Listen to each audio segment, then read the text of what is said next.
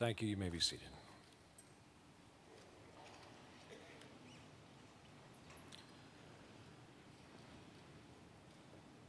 Well, good evening. It's good to have you here for our out-of-town guests. Welcome to New York City. And first order of business, I'm a Catholic, and I'll tell you why that's important. I need to start with a confession right here and now in front of God and you and everybody else. Hey, Coach Cower, how are you? Barbara Starr from CNN, welcome to New York City. Good to have you. On this one night out of 365 nights a year, there are two leading veterans organizations who gather in New York City and call a few of us up on the phone and say, hey, could you answer the bell and come over and spend some time with us? This organization and the foundation headed by Bob and Lee Woodruff. Bob and I are friends, our wives are friends. We left for the first time for Iraq days apart, and it was very helpful for our spouses to bond at that point while we were away, and we were with Bob and Lee during Bob's recuperation. Another way of putting this, both organizations had 364 other nights to choose. And right now, across town in the Beacon Theater, they are starting their event. Several of us here tonight, who always try very badly to give back to veterans organizations, are committed and have been for years to both organizations and both events. So Police Commissioner Ray Kelly just bid me farewell as he left from here to go across town, as sadly later this evening I have to do as well. They're not as nice, I'll be honest with you. It's, I won't have a good time, and I won't enjoy it, and I won't be affectionate to them at all. I mean, let's be honest. But they're a lovely organization, and so my apologies that I'm only able to be with you. It may be a blessing. I don't mean to be presumptuous. That I'm only able to be with you for the top of the evening. And for just to get things started, especially for our civilian guests tonight, something I try to do every year so that we can salute you, will all active duty military and veterans of the U.S. Armed Forces please rise so we can salute you.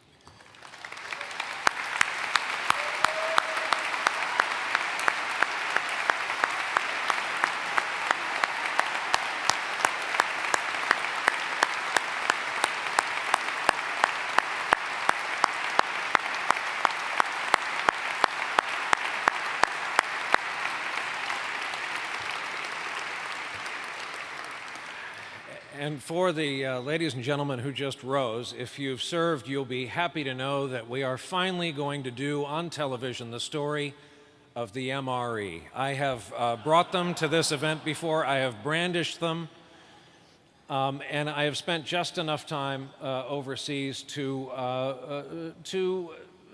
love/hate them and to learn which ones to trade a loved one for and which ones to get out of your vehicle or chopper immediately, aside from the charms. For our civilian friends of a certain age, those charms hard candies we grew up with, the square ones in a silver roll, individually wrapped. For reasons known to God, and there's a lot of military folklore, part of which is that they're in the Navy survival kit, in the, if all else fails, you're in a raft with your buddy, here, eat this. If you encounter a pack of charms and they still put them in MREs, it is to go instantly out the window of the vehicle you're in. If you're in a Black Hawk, some poor sucker on the ground is about to get charmed, and you just don't want them around you. They're the worst luck, and yet perversely they still put them in like 1 out of every 100 MREs. So the desert in Iraq is, now the Iraqi kids think, oh man, don't go near that. No. And so I've always wanted to know about these little tricks, why the mint pound cake is such a tasty treat. Will the cheese sauce actually work in construction work, holding two plates of metal together? Franks and beans. Which sick person developed that recipe and thought that was appropriate food to give our fighting men and women? And I wanted to know if my favorite, the spaghetti and meat sauce, was a popular favorite indeed. So I would thank you very much. Paul Rykoff apparently spends hours baking the spaghetti and meat sauce. So I went up to Natick, Mass, where folklore has it they developed the M&M for use in the U.S. military because they needed something to melt in your mouth and not your hand. And I met all these fantastic people who spend their days trying to come up with and develop the best recipes for this food that has to withstand several categories of testing. It has to live for 3 years packaged, has to be able to be crushed, dropped from a chopper, dropped from a C-130. It has to withstand boiling hot temperatures and freezing cold. And those little fiendish little heaters have to work and fill your Hummer with noxious fumes every time. And you learn all the tricks and all the shortcuts. So they have this new scallop potato dish that is quite nice, actually.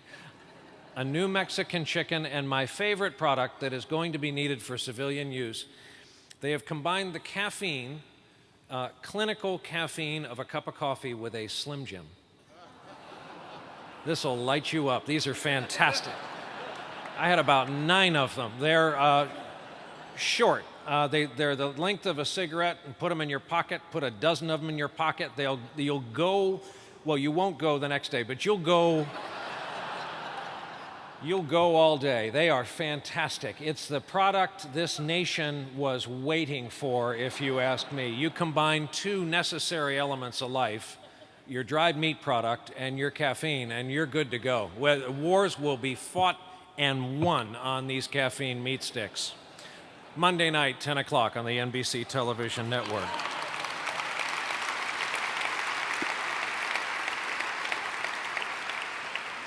One more point, and then we'll bring out the boss. I'll be brief. When you look out from this stage, as no one else gets this vantage point, it's such a glittering, beautiful evening. This looks a lot like a gathering of the 1%.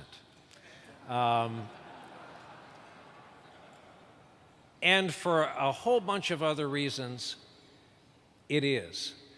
Sadly, it's a gathering of the 1% in American life that has chosen to raise their hands and serve. My friend Jack Jacobs, Medal of Honor recipient from the Vietnam War, always says that if you set out to go door to door in America, it would take you 150 doors to knock on before you came to an active duty military family.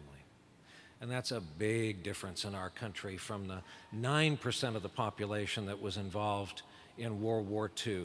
Other big differences as well. We were making B-24s every 90 minutes at Willow Run. You have to ask yourselves, could we do that again if forced to right now? But societally, we all know that it's now a family business. And all we ask, those of us who try to help organizations like IAVA and those of us who have some hand in media, in what Americans see and hear and read about the armed forces and this spectacular decade-long military effort we have launched on 2 fronts. All we ask about the military of our fellow civilians, 2 things: honor them and hire them. Very simple message.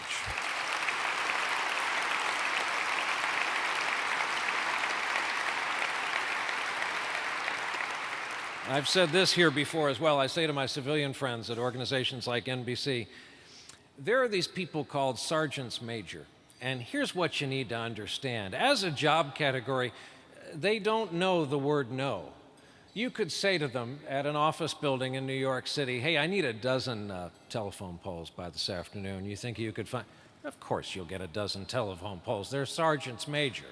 They'll produce it. Well, so will every other rank of returning veteran. All they need is a chance to prove what this government has taken good time and expense to teach them, what they've done overseas, what we've asked of them, they will do for you as employers. IAVA, as we bring out the boss, to remind you, is the largest organization in the country dedicated to improving the lives of veterans and their families. So we want to, before we bring the boss out, we want to show you an upfront and unique view of the impact IAVA is having on new returning veterans and their families.